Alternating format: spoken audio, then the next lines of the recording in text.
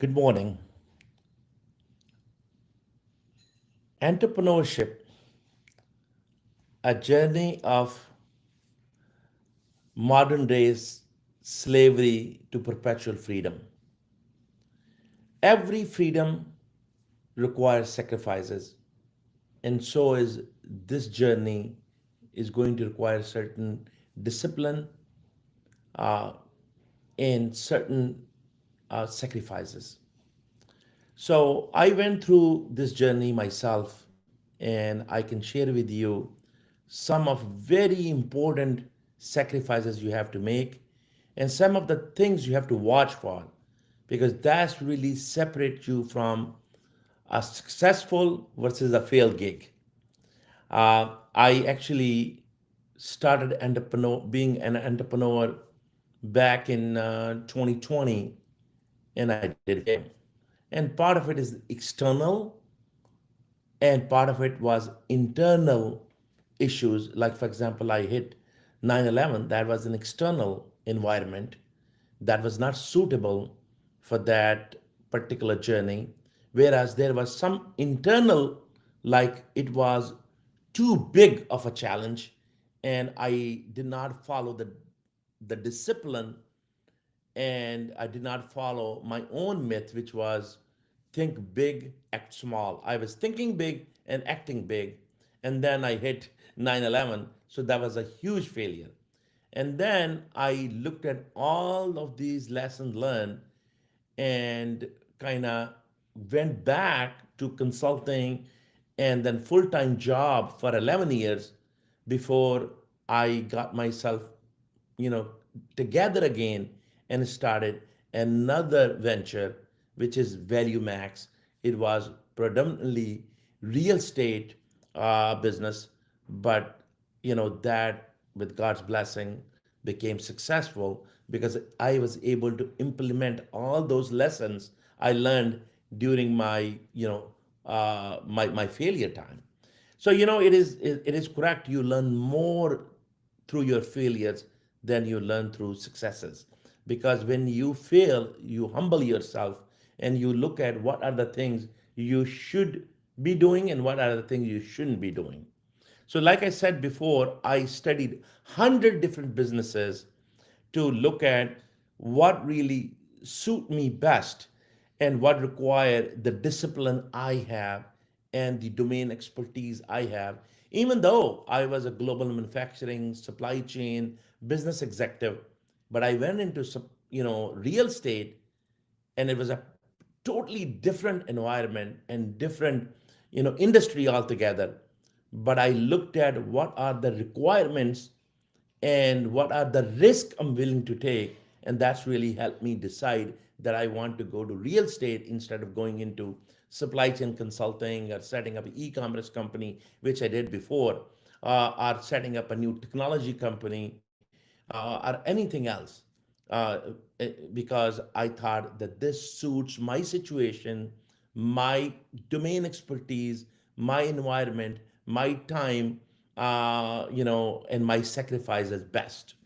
So I just want to share today with you some of those disciplines you need, or some of the traps you may get into if starting this journey. So first of all, we gotta divide this effort, this entrepreneurship, into a back end and a front end effort. So you have certain discipline or traps you have to watch at the back end, which could make or break you. At the same token, there are some at the front end. So when I talk about front end, that means all those disciplines that require facing the customer. And then back end, all those disciplines that require to prepare for the front end. Like, for example, if you have to deliver a service or a product, that service and product require some, back end manufacturing, purchasing, third party relations, what have you. So, if they are not set right, then you may not be able to deliver your promises and hence you may fail. So, I will categorize those challenges at the back end into three main categories. and that are related to your finance, legal, and your third party relations. So most entrepreneurs fail to recognize, what they are promising and what really they can deliver. Now let's take from financial point of view. From the financial point of view, let's say you're selling a product or service for $1 and you did not have a total appreciation, or you never really thought that how much is going to cost you in its entirety and reality at the back end. I've seen many entrepreneurs, they say, oh, we have a huge margin, and then they have a good customer base. They even have customer commitments. But their failure didn't happen because they didn't have the customer commitment. Their failure happened because they promised to deliver a widget or a service or a product for $1 and they thought it will cost them only 20 cents and they have 80 cents margin. Reality is they never really looked at all the true cost or all the elements, and then it end up costing them far greater than even what they estimated or even the actual revenue. Hence they are on negative. And then there are other financial issues like the cash flow. So they thought that they have a positive cash flow because they are getting paid from the customer upfront, but they didn't realize that they are new company, and they didn't also figure out what are their true, back end, partners, and what relationship they have, because all new relationship, required quick payments, sometime upfront payments. So I have seen companies failing, having too little cash, negative cash flow, negative cash cycle, or too much cash. You might ask, okay, we can understand that people fail because they don't have enough cash. How could they be failing if they have too much cash? I'll explain you. I have seen companies, and that's easy to understand, first of all, that you have a negative cash cycle, that maybe you are going to deliver a product or service for $1 and you think that it's going to cost you 50 cents, but since you are new and you don't have your supply base set up and you have certain timelines, and reality is in the beginning your product or service was based on maybe 10,000 production rate, but you are only doing 100 or 200 in the beginning, your cost is different, and you end up putting like $10, $20, $30 versus your revenue is $1. Now you have negative margin. On top of it, you may have a negative, cash cycle, because you are getting paid maybe 50% upfront and 50% later, and you may have to pay 100% upfront in the back end, and now you also need to have a cash to produce that widget. So it's very, very important that when you have a commitment at the front end, you have the right supply base so that commitment is followed through and you don't have a negative margin or you don't have a negative cash cycle. I have seen people having negative margin because they didn't calculate their cost right. They did not figure out, they only look at only one big element, which is how much is going to cost me for a raw material or for one third party, but they didn't talk about what will be, are the GNA, like general administrative cost. They didn't realize what is would be their marketing cost. Because I've seen companies, especially new entrepreneurs, spending millions and millions of dollars on Facebook ads and other ads and all kind of marketing expense without realizing their total revenue and budget. So they are so excited about this business that they don't have a good understanding of their front to back financial statements. They fail to understand the total cost of ownership, total cost of delivery.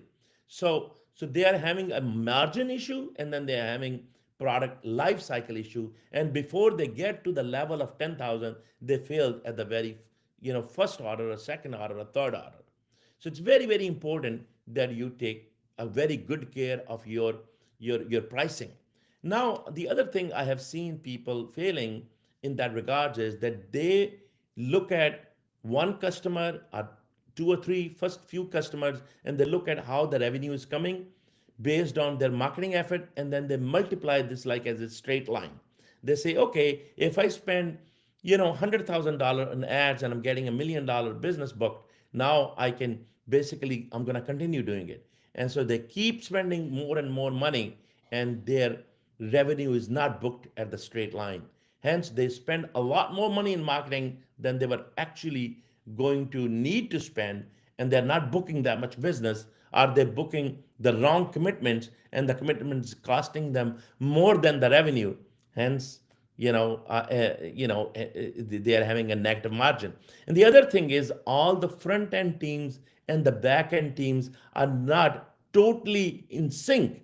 So front end teams are making promises, and back end teams cannot deliver those promises because they do not have a total appreciation. Everybody's making their salary, but they're not realizing that the commitment from the customer all the way to the supplier, and then they have a negative margin and then negative cash cycle.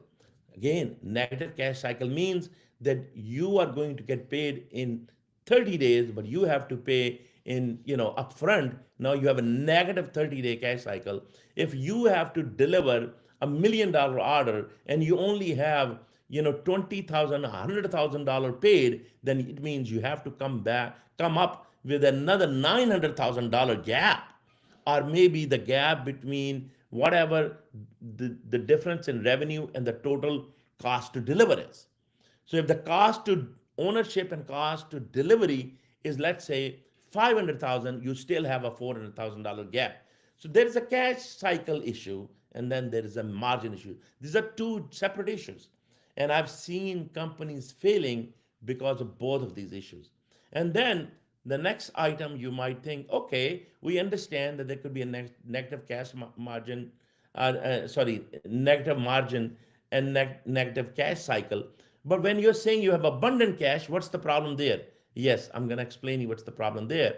That you have an abundant cash. Let's say you book the business, and you gather $1 million. You're very happy, you're excited, you're spending money hand over fist on marketing and on all kind of G&A and hiring team and all that.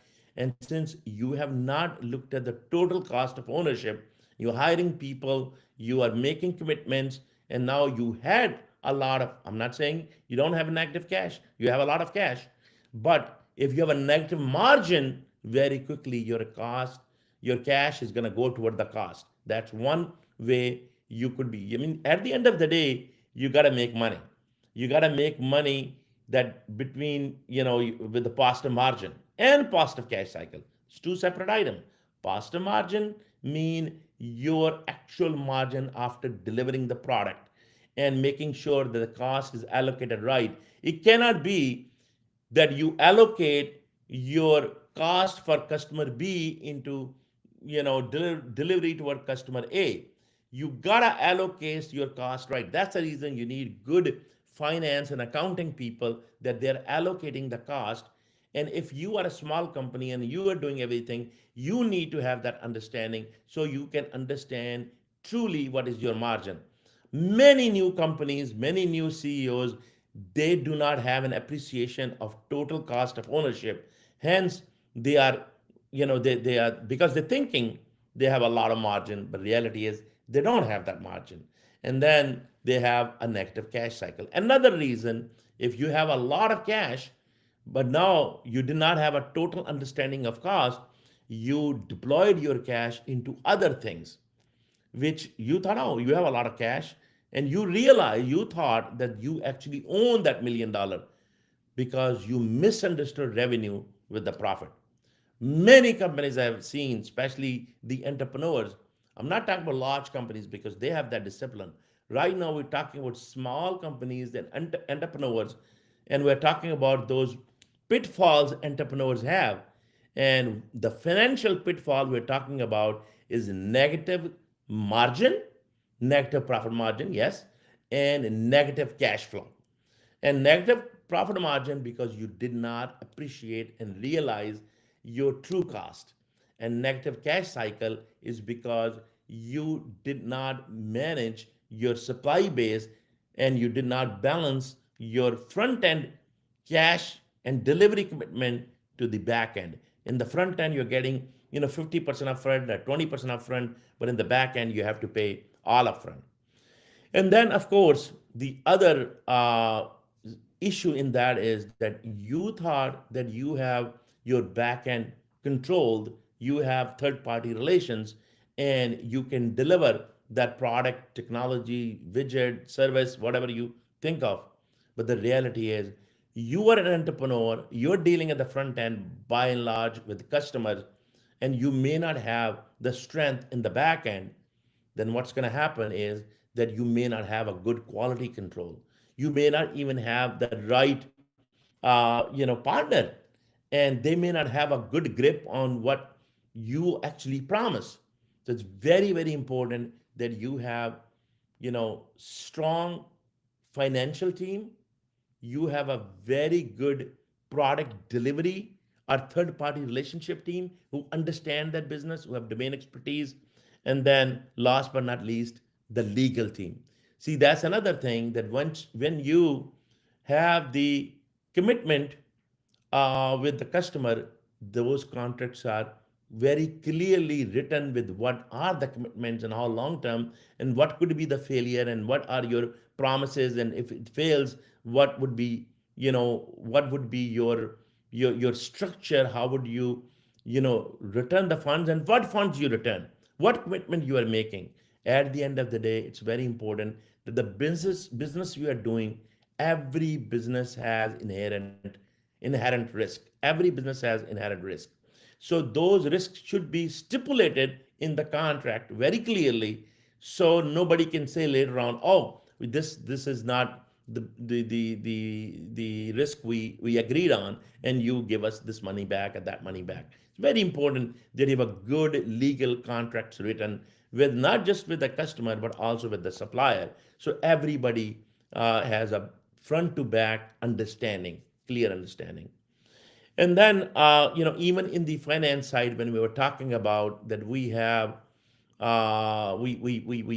the cash, but I have seen entrepreneurs thinking that they have a lot of extra cash, and now they deploy into different ventures, or sometime, auxiliary items, some sort of, machinery they're not going to even use yet, some sort of services they're not going to use yet, on the name of product lifecycle. Very important other thing to understand, that many entrepreneurs think that, oh, they are diversifying and they're deploying their cash onto new products and services because that's what they want to deploy, which is very, very good that you have, an eye on product life cycle, that you're going to cannibalize your own product. You're going to cannibalize your own product. Just like Apple does, they come up with new phone all the time. So they stay ahead of the curve with their competition, and they actually, have new technology coming up, and they would, cannibalize their own product by, bringing their own product, so they don't lose the market segment. But at the same time, if you, not everybody's Apple, and if you do not have your product life cycle figured out properly, you may be taking actions too soon or too late. And that is very important thing for an entrepreneur, that you cannot just think that you have a product or service you're delivering and it's going to remain there forever. That's one big trap entrepreneurs have, that they have a product or service where they believe that they have that supply chain set up, and now they're going to keep selling this, and they make their, straight line revenue estimation, and then they're saying, oh, we are bringing a revenue of $1 million, and then they call revenue as a making profit.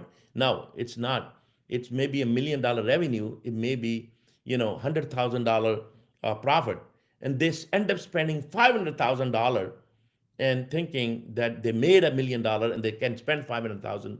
Now that $500,000, is already spent, and you may not have enough cash to pay for your actual product service with through third party services. So if you have extra cash, you gotta make sure that before you deploy it toward a new item or service or product you want to bring to the market, you have figured out your commitment and your time span before you introduce your new product. You need to figure out the life of your product or service. Very important that you look at the industry and you say, is this service and product a trend going to be good for 6 months, for 1 year, for 2 years, for 3 years? How long it's going to be good at? And you need to be conservative in your study here, because you cannot think of, oh, it's going to be a 3 year, because the new technology comes and may totally replace your product service or even your equipment you are using. So you got to have that equipment cost, the replacement cost in there as well. So, and then the other type of entrepreneurs, they basically do not understand the product life cycle, on the, on the back end side, that they think it's going to be perpetual and somebody will come and replace them. So you got to really figure out your product life cycle. So you got to figure out your finances, where the cash is coming and where is the cash is going, negative cash flow, negative cash cycle, negative cash margin. These things, these separate things. Cash margin is a separate thing. Cash cycle is a separate thing, and and cash flow is a separate thing. You need to have a positive cash flow, positive margin, and you need to have a positive cash cycle. Okay, so if, for example, you are getting paid in 15 days, and then your terms need to be short of that, because you want to have a positive cash cycle. If you don't, then you make sure you have your own money or some other funds available for that gap. Okay. Now we were talking about lack of discipline trap. So a lot of time, on top of these three things, you also need to have a certain discipline on your spending and on your hiring, because if you do not manage that with your uh, cash cycle, and as well as with your revenue stream and your new product you're becoming to the market, then unfortunately you could be spending money into different areas and may not have enough cash, or you may be spending money into an area which is not going to produce any revenue for a while. So then you got to make sure that the commitment you have made already with the customer, and you understand your total cost of ownership, and you can deliver those commitment first. All right. So then at the same time, you're talking about the back end. Now you have to think about the front end.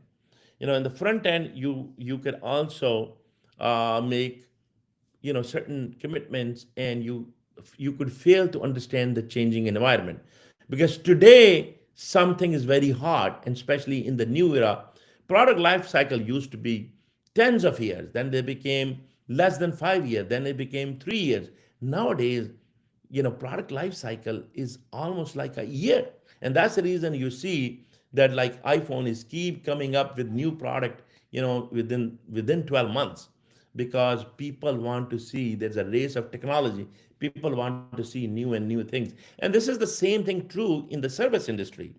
People want to get new problems addressed, or new ways of getting the addressing the problem, or they want to attract their customers differently. They want to keep adding more features and different features to their product services, and and also then there is a competition of price. So you gotta keep seeing that what would be the pricing model. Sometimes the prices are too low, especially on the service side, because you thought you're going to deliver certain service and you're delivering far more. Or if you are going to deliver certain product, don't be shy of looking at your pricing and have a open discussion with your customer. Because if you do not have open discussion with your customer, and you are keep having negative cash cycle, negative cash, flow, or negative profit margin, unfortunately, you're not going to go very long. And also, if you do not have the right third party relations, at the back end, then unfortunately, no matter what commitment you make in the front end, unfortunately, you are going to fail. No matter how good you are with your idea, with your service, with your product, but if you do not have right back end lined up, both from cost point of view, quality point of view, and delivery point of view, cost, quality, delivery has to be understood from front to back. See, I'm keep saying front to back because I've seen that actually there are commitment made at the front end to the customer, and there are commitment made at the back end, and most of the time teams are different and they don't communicate well. So that's the reason I was saying that make sure that you have a discipline, that your front end team is constantly communicating the back end team. And that's the reason I built this 5 days leadership workshop where we put cross functional teams together and we make this as a culture for the company, that where cross functional teams communicate customer commitment and suppliers commitment on on monthly basis or weekly basis, so everybody knows what the commitments are. And then it is the duty of your finance department to matching the cash and cost, so that they're seeing that are we really making money, do we even have positive cash cycle and positive profit margin, or we don't? Because a lot of time people don't even understand, and they don't even know where the cash went. And that's the reason a lot of new companies you see failing. They either don't know where the cash went, or they don't know what is the true total cost of ownership and total cost of delivery. So this is the reason I cannot emphasize enough that you got to understand the total cost of ownership. You got to understand what commitments you made to the customer, and you got to understand are these commitments are properly aligned with the supply base, and you have a solid supply base, and you have the quality assurance department who is going to be looking at that commitment and delivery. You have front to back communication mechanism, and then you do good cash analysis on each customer basis, so you know that what is your true profit margin and true cash cycle in each customer base. So then you can weed out those customers who you don't think are going to be aligned with your long term vision. Or you talk to them and adjust your pricing. So this is the reason they say 20% of the customer pay 80% of the expenses. So you got to understand this 20/80 rule. So those customers who are properly aligned and they have the right, profit margin and cash cycle for you, those are your long-term customers. And then those customers, so you got to make red, green, yellow. So green customers are who are positive profit margin, positive cash cycle, and they have the solid pipeline, and so you got to really look at those green, and then you got to see that what is the profit margin you're happy with. And then you have yellow, which are on the fence, and they can be converted because you can talk to them, your pricing was not correct.